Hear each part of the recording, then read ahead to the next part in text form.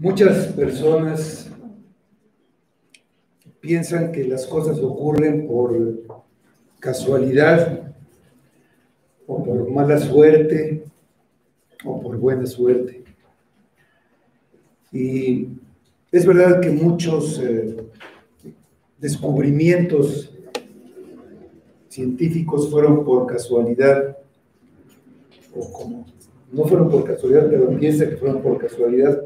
Por ejemplo, la penicilina, que al descubridor se le olvidó un cultivo de hongos, o el proceso de vulcanización del hule para la fabricación de las llantas, o los rayos X, o el microondas, fueron fortuitos por algún olvido. Y yendo más lejos, a muchas personas les gusta pensar que todo ocurre por casualidad hasta llegar a la creación del mundo y la existencia del hombre en la tierra. Pero nada ocurre por casualidad. Hay un creador. Y las cosas son como son y ocurren como ocurren porque así fueron pensadas, así fueron hechas. Y en este mundo caído en el que vivimos, todos los días tenemos que tomar decisiones y no las tomamos por casualidad. Pero cada decisión que tomamos tiene consecuencias y tenemos que vivir con ellas. Y si son malas, llevamos la culpa y tenemos la responsabilidad de todo lo que hagamos o de lo que no hagamos. Vamos a ver en Génesis, vamos al libro de Génesis, capítulo 37. Estamos aquí viendo la vida de José, y su vida es una muestra palpable de que las cosas no ocurren por casualidad, sino es la providencia de Dios la que hace las cosas. Vamos a leer, para empezar, del versículo 12, nada más hasta el 22, y después tomaremos las otras partes, hasta el final. Dice así la palabra de Dios. Después fueron sus hermanos a apacentar las ovejas de su padre en Siquem. Y dijo Israel a José: tus hermanos apacientan las ovejas en Siquem, ven y te enviaré a ellos. Y él respondió: heme aquí. E Israel le dijo: ve ahora, mira cómo están tus hermanos y cómo están las ovejas, y tráeme la respuesta. Y lo envió del valle de Hebrón y llegó a Siquem. Y lo halló un hombre andando, él errante por el campo, y le preguntó a aquel hombre diciendo: ¿qué buscas? José respondió: busco a mis hermanos. Te ruego que me muestres dónde están apacentando. Aquel hombre respondió: ya se han ido de aquí, y yo les oí decir: vamos a Dotán. Entonces José fue tras sus hermanos y los halló en Dotán. Cuando ellos lo vieron de lejos, antes que llegara cerca de ellos, conspiraron contra él para matarle.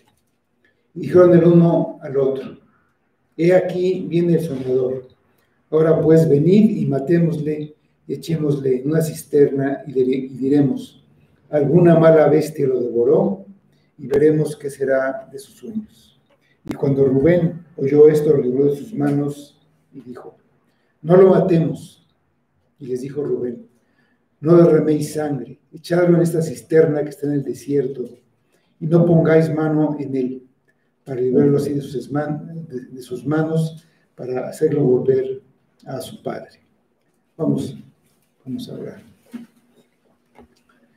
Señor, te damos gracias por tu palabra, y te pedimos que nos ayudes a entenderla, que nos muestres a Cristo en ella, que nos muestres el Evangelio y que nos des de tu Espíritu para que nos lleve a ti, para que aplique la palabra y cambie nuestro corazón, nuestra mente, nuestra manera de pensar y de vivir, y que tú obres en nuestra vida, que nos cambies, que nos salves, y que todo esto sea solamente para ti y para tu gloria. Lo pedimos en nombre de Cristo. Amén. Después fueron sus hermanos a apacentar las ovejas de su padre en Siquem. Dice el pasaje. Ese después pues habla de que antes había una situación que vamos a recordar muy rápidamente. El patriarca Jacob estaba viviendo en Canaán, la tierra prometida que sería dada a sus descendientes. Vivía como habían vivido su padre Isaac y su abuelo Abraham, como peregrinos en su propia tierra. Ellos no se establecieron en un solo lugar, se movían de acuerdo a las necesidades de su ganado, de pastos, para alimentarlos. Naturalmente, todos los hijos de Jacob se dedicaban a esta actividad de pastores. José era hijo de Raquel, la que era la esposa amada de Jacob, y tenía 17 años en este momento. Solo Benjamín, el otro hijo de Raquel, era menor. Obviamente los otros 10 hijos eran mayores, eran hijos de las otras esposas o concubinas de Jacob. Pero Jacob tenía una relación muy especial con José. Era un hijo obediente y confiable. Le informaba a su padre pues, de las malas acciones de sus hermanos. Jacob sabía que sus otros hijos tenían un mal comportamiento, lo sabía desde tiempo atrás. Habían puesto en peligro a toda la familia con una venganza que incluyó asesinatos y saqueos. Su primogénito Rubén había cometido incesto con una de sus concubinas. Bueno, no se dan detalles de lo que hacían ahora. Jacob amaba a José más que a todos sus hijos porque mostraba prudencia y sabiduría que correspondían a una persona de mayor edad a la que tenía el joven José. Le hizo una túnica de diversos colores, era una túnica muy especial, única. Esa túnica lo distinguía de todos los demás hijos y mostraba el amor que el padre tenía por él. Al ver a sus hermanos que su padre amaba más a José que a todos ellos, lo aborrecían, ni siquiera le podían hablar de buena manera. Por si esto fuera poco, José tuvo un par de sueños que implicaban que sus hermanos y también sus padres se inclinarían ante él. Se los contó y lo aborrecieron aún más y le tenían envidia.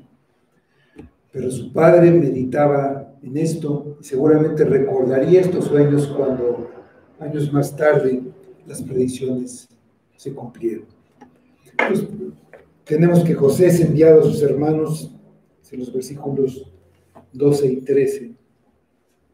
Después fueron sus hermanos a apacentar las ovejas de su padre en Siquem, y dijo Israel a José: tus hermanos apacientan las ovejas en Siquem, ven y te enviaré a ellos.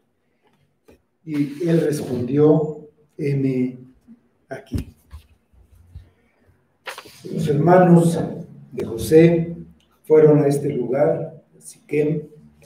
Lo probable es que hayan ido ahí porque era un lugar bueno para alimentar al ganado. Su padre había comprado ahí un terreno, tenía un terreno, y aunque estaba relativamente lejos, pues estaba como a 80 kilómetros al norte de Hebrón, fueron para allá. Es natural que Jacob estuviera inquieto y temiera por el bienestar de sus hijos y de sus ganados. Era precisamente en Siquem donde sus hijos lo habían hecho abominable ante sus vecinos cananeos. El recuerdo de la traición y crueldad con que esos hijos trataron a los habitantes de la ciudad podía estar todavía en la mente de los habitantes del lugar, y de ahí que tuviera cierto temor.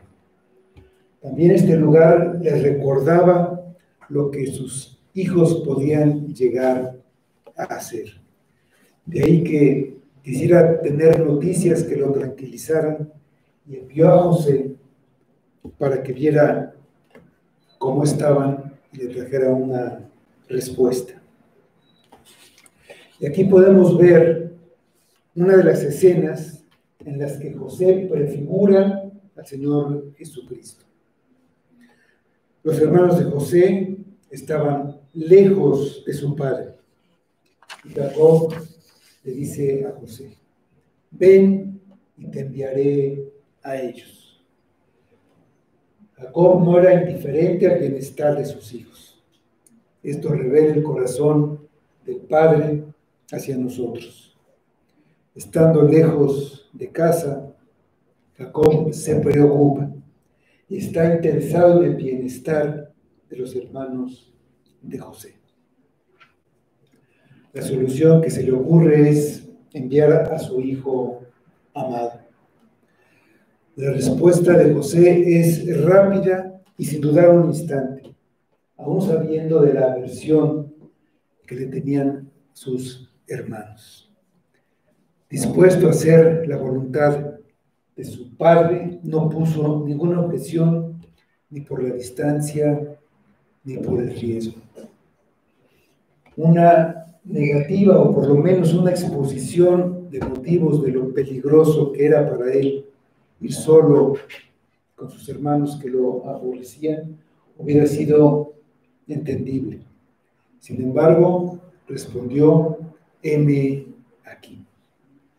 El hijo amado correspondía al amor de su padre con obediencia. Al leer lo que pasó entre Jacob y José, no se puede pasar por alto lo que pasó en la eternidad pasada, antes de que el tiempo empezara. Nos permite entender el pacto eterno de redención entre el Padre y el Hijo. Y podemos ver algo de lo que sucedió entonces. Por el decreto eterno y con la omnisciencia divina y la caída del hombre en el pecado y la separación de toda la humanidad de él para siempre, quedarían en esa condición sin una maravillosa gracia de su corazón. Propuso a su Hijo amado que fuera en una misión de misericordia y amor a buscar a los que estaban fuera de su casa. El Hijo fue enviado por el Padre. Y en primera de Juan, la primera carta de Juan, capítulo 4, versículo 10, leemos: en esto consiste el amor, no en que nosotros hayamos amado a Dios, sino en que Él nos amó a nosotros y envió a su Hijo en propiciación por nuestros pecados. Los que son hijos amados vienen al Padre libremente y de buena gana cuando son llamados, como José, que respondió: heme aquí. Cristo respondió: aquí estoy. En Hebreos 10:7 dice: entonces dije, he aquí, vengo. oh Dios, para hacer tu voluntad, como en el rollo del libro está escrito de mí. Regresando a nuestro pasaje, en el versículo 14, dice, Israel le dijo, ve ahora y mira cómo están tus hermanos y cómo están las ovejas y tráeme la respuesta. Y lo envió del valle de Hebrón y llegó a Siquem. José sabía que sus hermanos lo odiaban, ya que ni siquiera, dice el pasaje, le podían hablar pacíficamente. Era una misión ingrata, pero con cortesía y respeto a su padre, fue a cumplir con el encargo. Cristo sabía que era aborrecido por sus hermanos de sangre. A lo suyo vino y los suyos no lo recibieron. Sin embargo, vino a este mundo para salvar a los que estaban perdidos.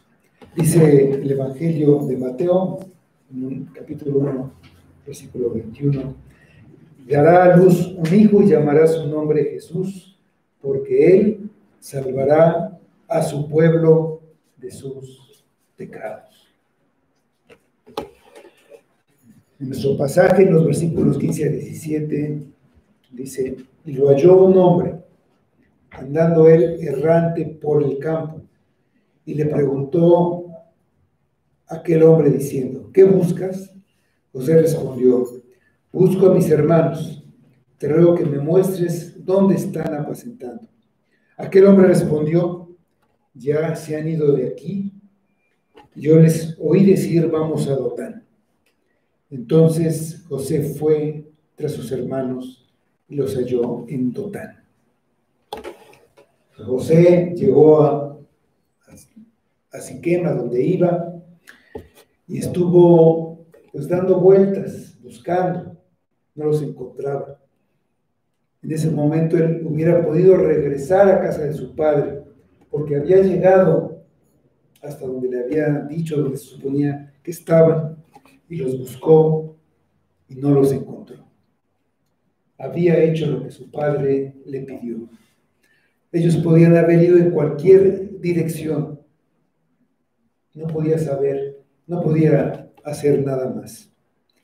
Y aquí tenemos la primera evidencia de la presencia de Dios en todos estos acontecimientos. Dios no se le apareció a José directamente, pero su providencia estaba actuando de una o de otra manera. No para que se cumplieran los deseos de Jacob o de José, sino para que se cumpliera el propósito que Dios tenía y que tenía que ver con su plan de redención a través de los descendientes de la familia del pacto. Se lo halló un hombre. No se sabe nada de este hombre. No se menciona ni su nombre. Pero estaba ahí en el momento preciso. Y había estado antes, cuando oyó a los hermanos de José decir a dónde irían. Y por eso le puede decir a José a dónde se fueron. Dotán significa dos pozos. Está 25 kilómetros más al norte. Y está ubicada en la ruta comercial que se extiende de Siria a Egipto.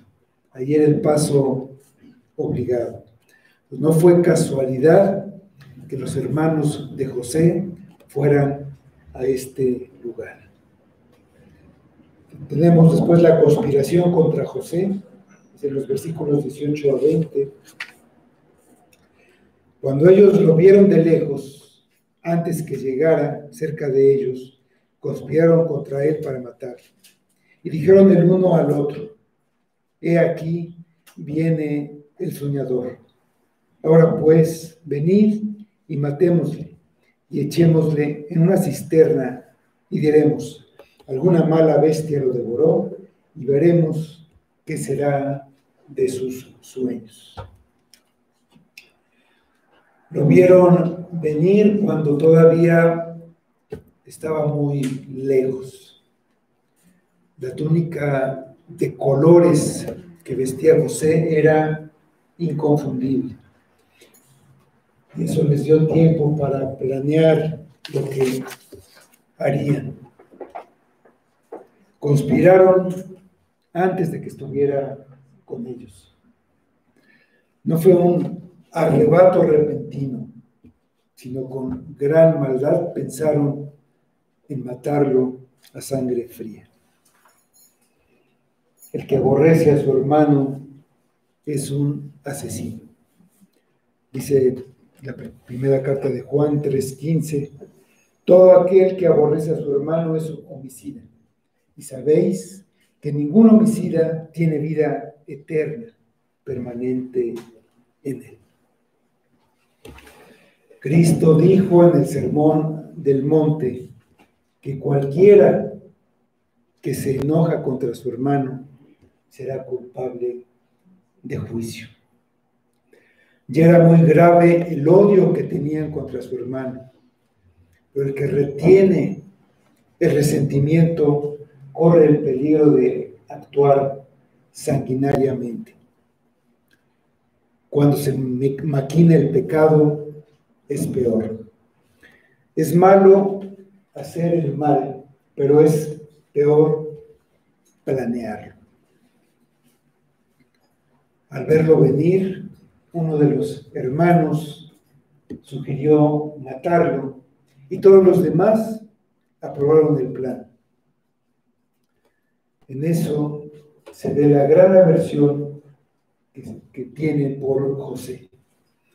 Ahí viene el soñador, matémosle y veremos qué será de sus sueños.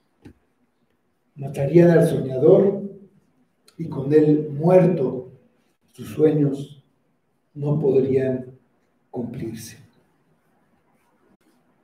El sueño señalaba hacia un futuro que ellos no desean, pero el sueño no podría hacerse realidad si José estuviera muerto. Lo que los irritaba era lo que significaban sus sueños. No podían soportar pensar que sería su Señor. Lo matarían antes de que pudiera cumplirse su sueño. Matarían al soñador y con él sus sueños. Lo mismo pasó durante la infancia de nuestro Redentor. Muy pronto, después de que nació, el mundo carnal, por mano del rey Herodes, apenas supo por los magos que el rey de los judíos había nacido, conspiró para matar al Salvador recién nacido. No querían que reinara sobre ellos. Esto fue en los días cuando él todavía no era conocido, 30 años antes de que se presentara públicamente a los judíos. Pero lo mismo sucedió cuando durante su ministerio hablaba a los judíos, les decía la voluntad de su Padre, su ministerio público. Lo aborrecieron, no querían oírlo, no querían escuchar lo que les decía. Dice Mateo 12:14, y salidos, los fariseos tuvieron consejo contra Jesús para destruirle. Vino del cielo para buscarnos y salvarnos. Y sin embargo, tramaron maliciosas conspiraciones contra él. Vino a los suyos, y los suyos solamente no lo recibieron, sino que conspiraron contra él. La historia de José retrata la parábola de los labradores malvados, que es la historia de Cristo. En Mateo 21, versículos 37 al 39, dice: finalmente, está hablando del Señor de la viña, les envió su hijo diciendo: tendrán respeto a mi hijo. Los labradores, cuando vieron al hijo, dijeron entre sí: este es el heredero, venid, matémosle y apoderémonos de su heredad. Y tomándole, le echaron fuera de la viña y le mataron. Al ver a José, sus hermanos dijeron: matemos al soñador, matemos al Señor de los sueños, que muera y la heredad será nuestra. Al ver a Cristo, los judíos gritaban: crucifícale, crucifícale, porque se hizo a sí mismo el Hijo de Dios, el heredero. El plan completo de los hermanos incluía la manera de ocultar su crimen. Lo matarían y lo echarían en una cisterna. Quedaría sepultado ahí. Era una cisterna que estaba vacía. No había agua en ella, por lo que nadie iría a sacar agua de ahí. Entonces nadie encontraría a José. Ellos eran asesinos. No sería la primera vez que mataban. Lo habían hecho algunos años antes, precisamente en Siquem. Entonces, mentirían para tapar el asesinato. Diremos: alguna mala bestia lo devoró. Eran engañadores y asesinos, como Caín, que le dijo a su hermano: vamos al campo para matarlo. Engañadores y asesinos, como la serpiente que dice a los pecadores cuando los enseña a pecar: no morirás, cuando él quiere matar tu alma. Ellos iban a devorar a su hermano. Eran peores que las malas bestias. Dicen los versículos 21 y 22. Cuando Rubén oyó esto, lo libró de sus manos y dijo: no lo matemos. Y les dijo Rubén: no derraméis sangre, echadlo en esta cisterna que está en el desierto, no pongáis mano en él, por librarlo así de sus manos, para hacerlo volver a su padre. Rubén era el mayor de todos y parece que sentía una cierta responsabilidad de cuidar a sus hermanos, sobre todo a su hermano menor, al lado de su padre. Realmente quería salvar a José, por la reacción que vamos a ver unos versículos más adelante. Pudiera ser que con esto él esperara recuperar el favor de su padre, que había perdido después de lo que había hecho con su concubina.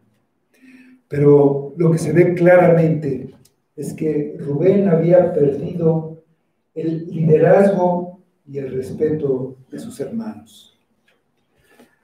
No les dijo: no vamos a hacer eso, eso está mal. No propone que dejen vivir a José. Solo pide a sus hermanos que no lo maten violentamente, sino échenlo en esta cisterna. Así no derramarán sangre. Pero el final es el mismo. José moriría. Él no quería enfrentarse con sus hermanos.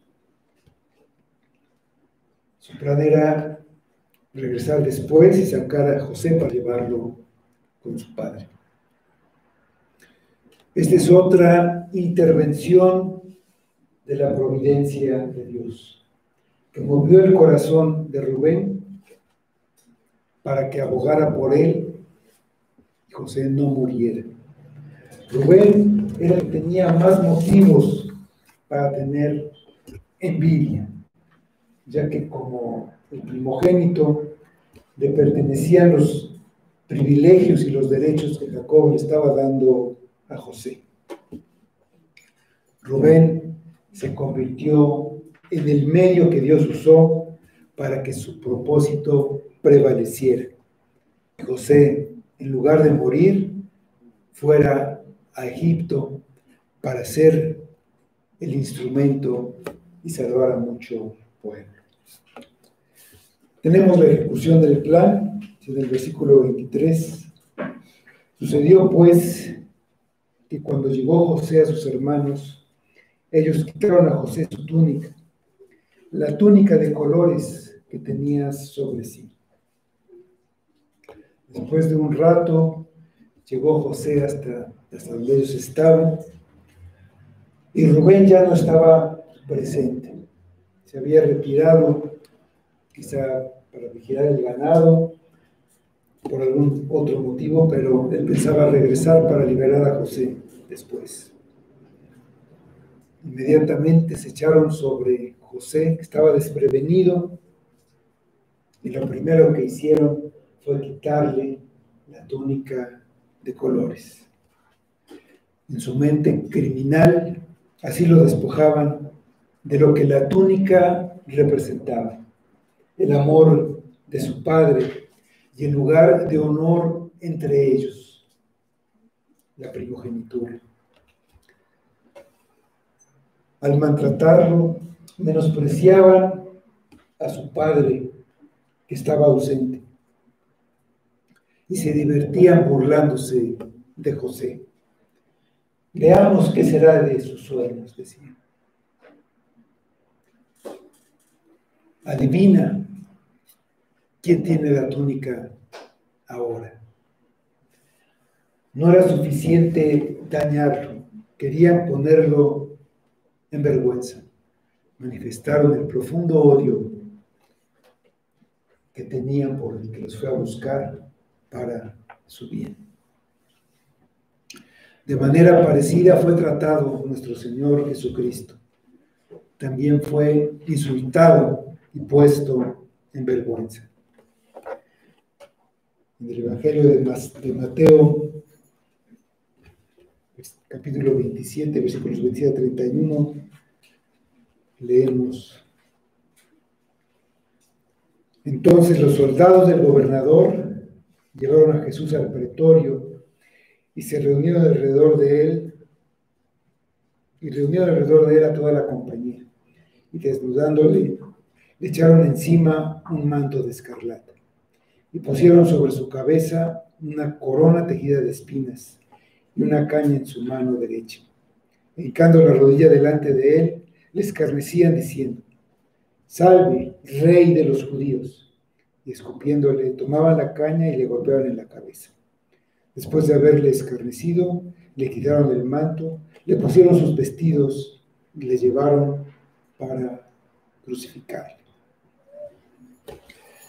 En nuestro pasaje, en el versículo 24, dice: Y le tomaron y le echaron en la cisterna, pero la cisterna estaba vacía.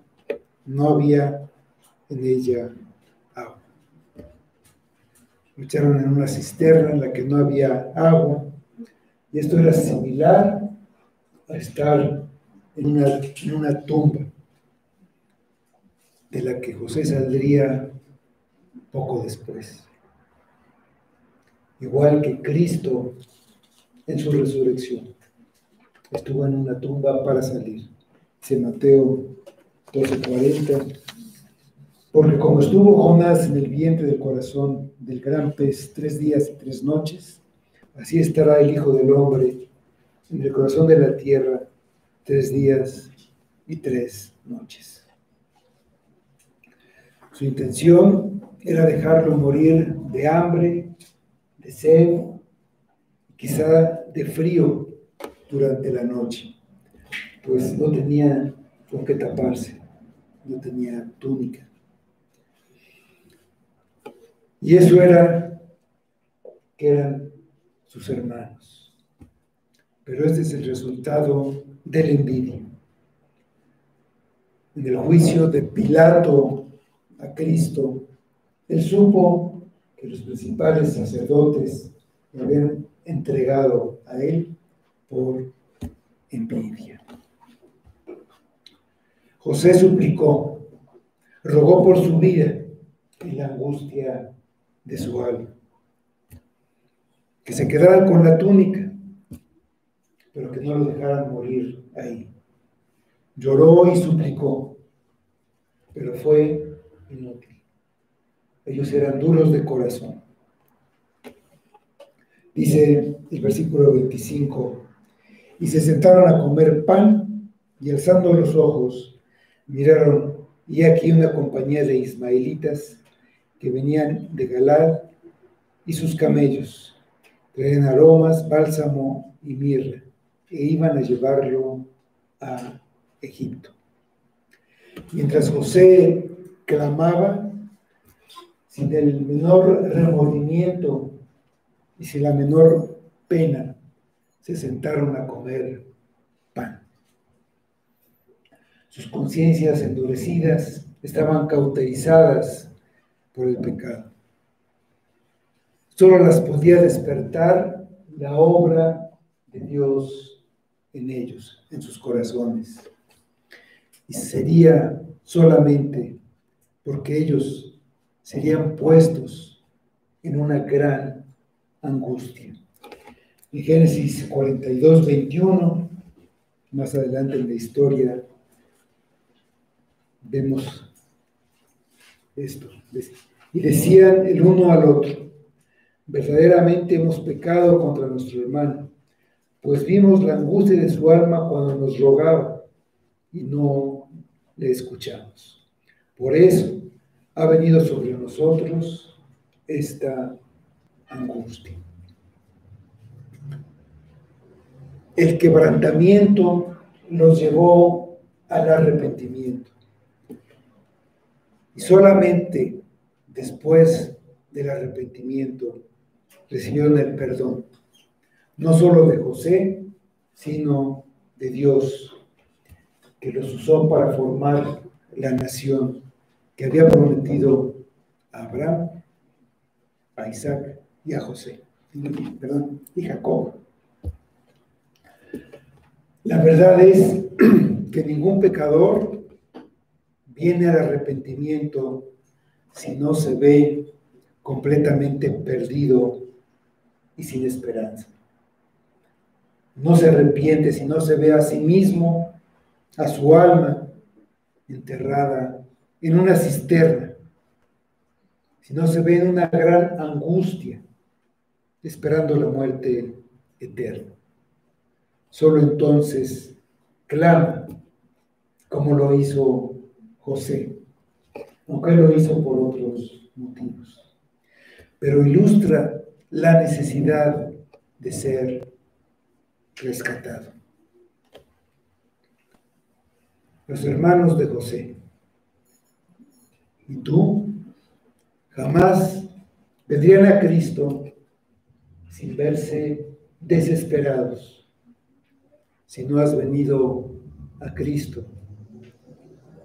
Tu corazón está tan endurecido que no oye el clamor de tu alma, que necesita ser sacada del pozo de la desesperación. Dice el Salmo 40, 1 y 2.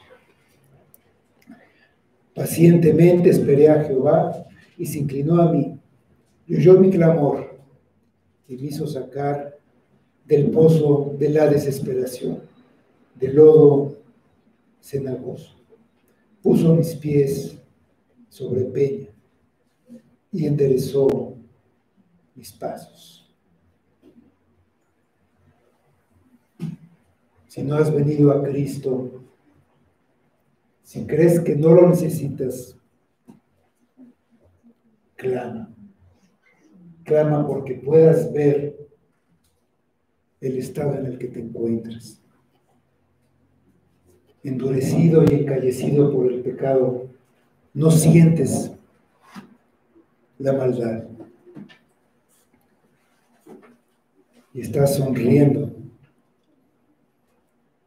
cuando te estás hundiendo en el fango. En el caso de José, un cabrito murió en su lugar. La sangre de ese cabrito cayó sobre su túnica. Y para su padre, para Jacob, José estaba muerto. Y entonces, él ya no tenía que morir, ya no tuvo que morir. Fue llevado a Egipto como esclavo, pero no murió. En tu caso, necesitas ser cubierto por la sangre de Cristo, para que no te quedes en el pozo y mueras. Mientras comían y José gritaba, una caravana de comerciantes se veía a lo lejos. Y por supuesto, no era casualidad. Apareció precisamente en ese momento. Tampoco era casualidad que fueran rumbo a Egipto, llevando las mercancías que traían. La providencia estaba actuando porque José debía ir a Egipto. Dicen los versículos 26 a 28. Entonces Judá dijo a sus hermanos: ¿qué provecho hay en que matemos a nuestro hermano y encubramos su muerte? Venid y vendámosle a los ismaelitas, y no sea nuestra mano sobre él, porque él es nuestro hermano, nuestra propia carne. Y sus hermanos convinieron con él. Y cuando pasaban los madianitas mercaderes, sacaron ellos a José de la cisterna y le trajeron arriba y le vendieron a los ismaelitas por 20 piezas de plata y llevaron a José a Egipto.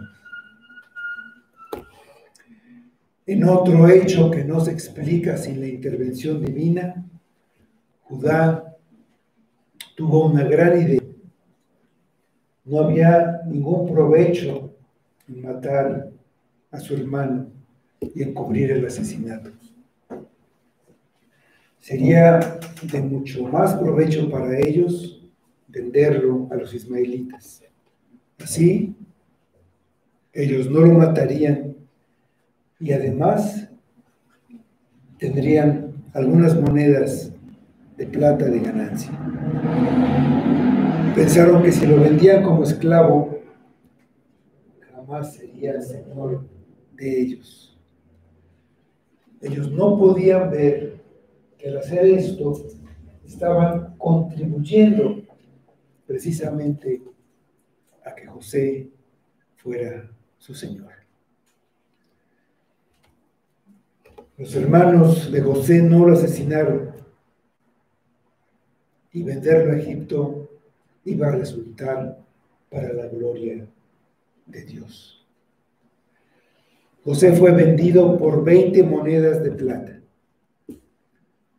Los comerciantes se dieron cuenta que esos pastores estaban ansiosos de vender a un joven de 17 años.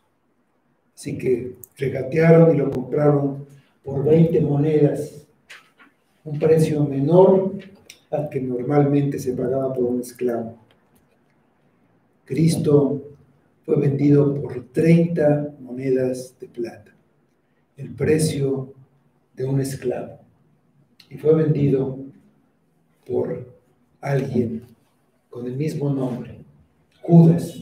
Judas es otra forma del nombre de Judá. La venta de José prefigura a Cristo rechazado por su pueblo Israel y entregado a los gentiles.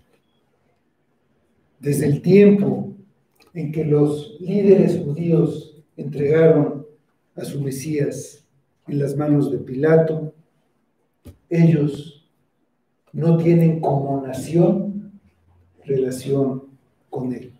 Lo rechazaron completamente. Ya no son el pueblo de Dios.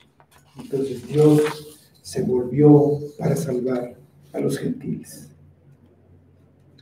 José se ve ahora en mano de los gentiles, como Cristo fue entregado a los gentiles.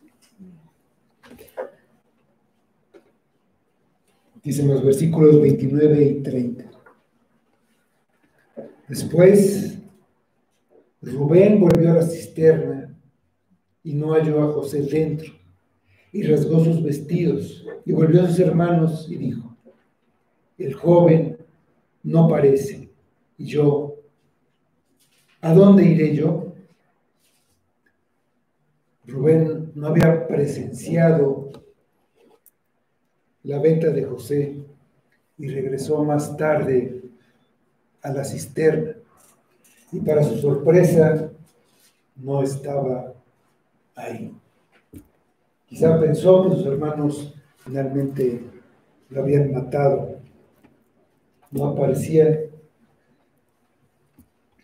ya no podía rescatar a José, no podía sacarlo, no lo halló. El suyo era un plan misericordioso, pero si su plan se hubiera llevado a cabo, ¿qué hubiera pasado con el propósito de Dios respecto al ascenso y la honra de José en Egipto? El consejo de Dios permanecerá. Rubén pensó que estaba acabado porque habían vendido a José.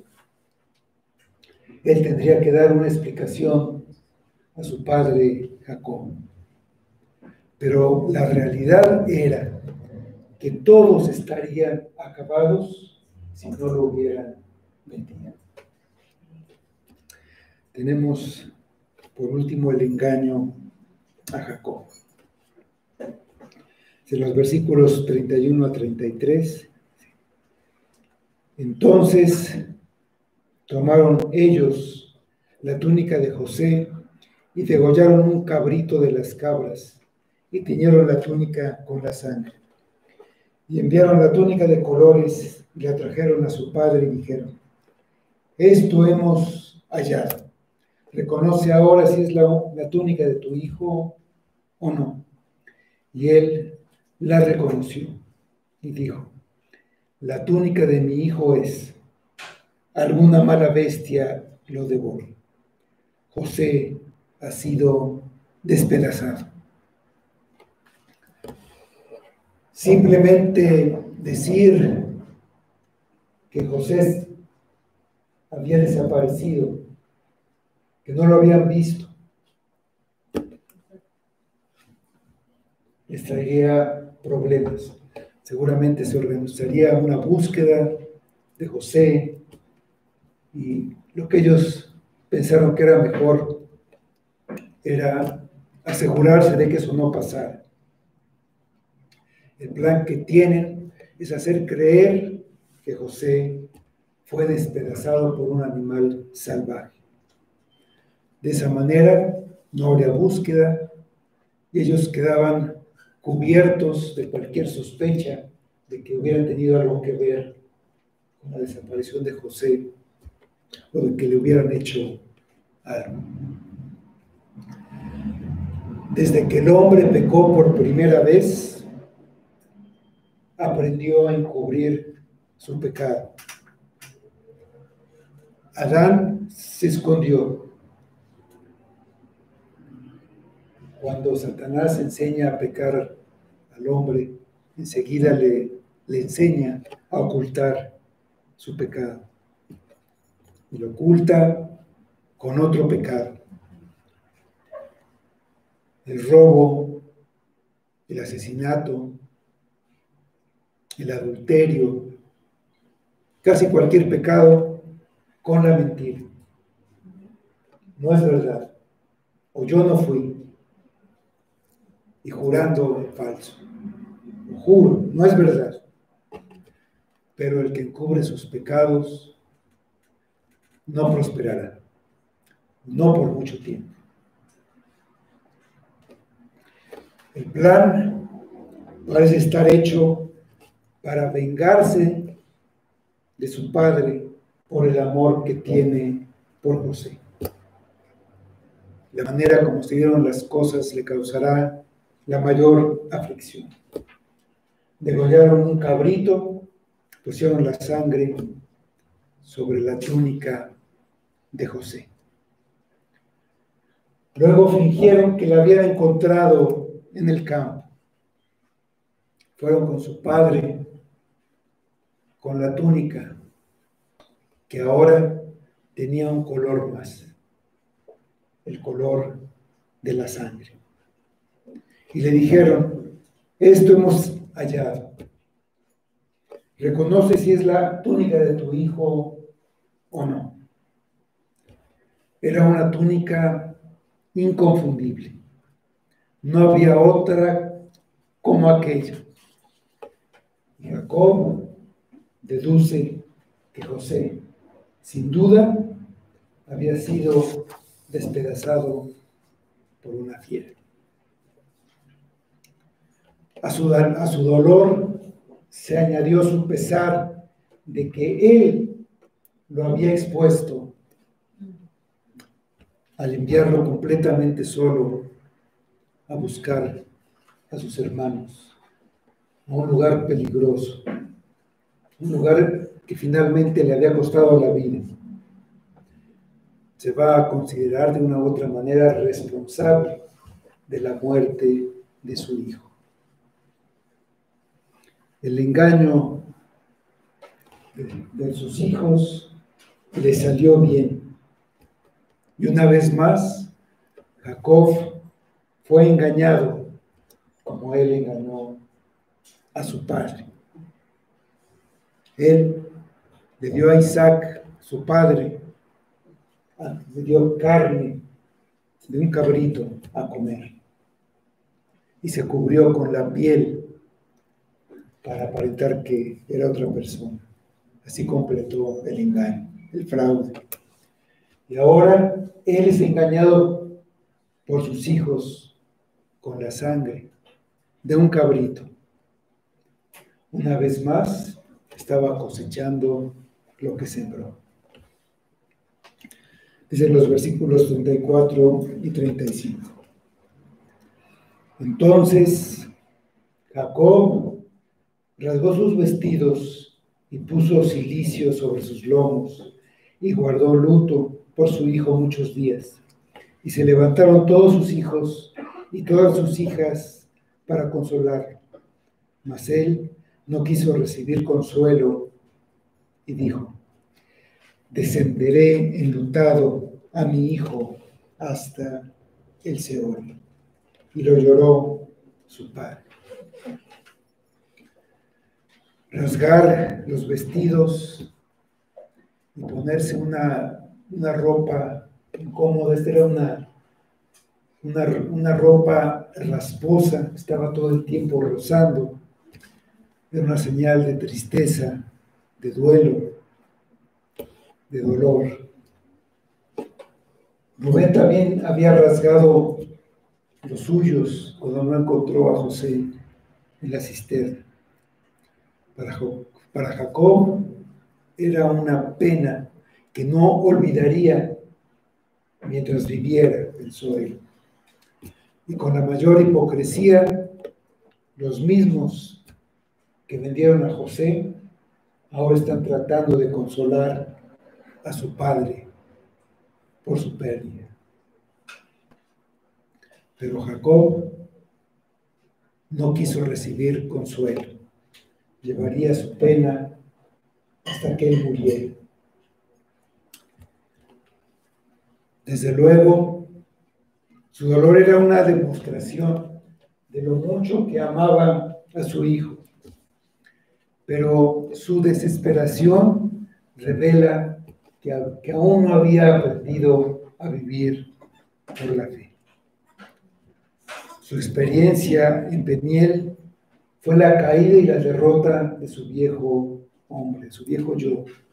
Su naturaleza carnal y materialista había sufrido un colapso definitivo, pero ahora tenía que aprender a vivir dependiendo de la fe.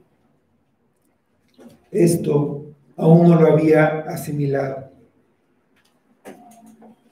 La fe de Jacob se menciona en el capítulo 11 de Hebreos, el capítulo de los héroes de la fe, pero allí no se detalla, no se dice ningún hecho concreto de un ejemplo de la fe de Jacob, como sí está de todos los demás héroes que aparecen ahí. Por lo que se puede pensar que su fe no se manifestó, no quedó expuesta hasta después, hasta el último, hasta el momento de su muerte. El rey David perdió a un hijo y lloró por él. Amaba a ese hijo tanto como Jacob amó a José. Pero David era un hombre de fe. Sabía que su pequeño no regresaría a él, pero también sabía que algún día él mismo iría al encuentro de su hijo. Ese fue un ejemplo de fe. Jacob no estaba siendo sostenido por la fe. Todos hemos pasado y pasaremos por pérdidas dolorosas. Como seres humanos, no podemos evitar esas experiencias, pero necesitamos caminar, es decir, vivir por fe, ser sustentados, ser sostenidos por la fe. Y ya que es imposible hacer volver a la vida a quien se ha ido de esta manera, es posible tener paz y superar el dolor, sabiendo que un día Dios levantará a todos los que han partido. El apóstol Pablo escribió a los tesalonicenses: tampoco queremos, hermanos, que ignoréis acerca de los que duermen, para que no os entristezcáis como los otros que no tienen esperanza. 1 Tesalonicenses 4:13. Si tú eres creyente, no debes caer en la desesperación. Si tú eres creyente, tienes esperanza. Dice el versículo 36, y los madianitas lo vendieron en Egipto a Potifar, oficial de Faraón, capitán de la guardia. Egipto era el imperio más grande y más poderoso de la época. Para el propósito de Dios era necesario que José estuviera ahí. Sería exaltado, pero antes sería humillado. Y llega a Egipto como esclavo. Lo habían despojado de su túnica, pero no lo habían despojado ni de su carácter ni de su fe. En medio de su tragedia, Dios no se apartó de José, estaría con él. Dios tiene en mente el plan redentor para su pueblo. Va a estar siempre con su pueblo. Todo esto que pasó con José fue necesario para que Cristo viniera. Nada fue por casualidad o por mala suerte. Jesús vino y por eso hoy tú no estás muerto en tus pecados y sin esperanza en el mundo. El propósito de Dios es redimir a su pueblo y ese propósito se va a cumplir. Aunque a veces solamente veas una túnica ensangrentada o solamente veas la oscuridad de una cisterna. Vamos a orar. Señor, te damos nuevamente gracias por tu palabra. Te pedimos tu espíritu, pedimos tu luz para que podamos ver nuestra necesidad de Cristo, nuestra necesidad de salir del pozo de la desesperación. Ayúdanos a ver nuestra real condición, nuestra condición de necesitados, nuestra necesidad de arrepentirnos. No lo vamos a ver nunca sin tu luz, sin tu espíritu. Obra por medio de tu palabra. Obra en tu iglesia, Padre. Guárdala en este tiempo de oscuridad. Ayúdanos, porque tu propósito se va a cumplir, aunque no veamos cómo. Danos la fe que no tenemos, porque tú eres bueno y tú vas a estar con nosotros. De eso no tenemos duda. Cambia nuestro corazón, Padre.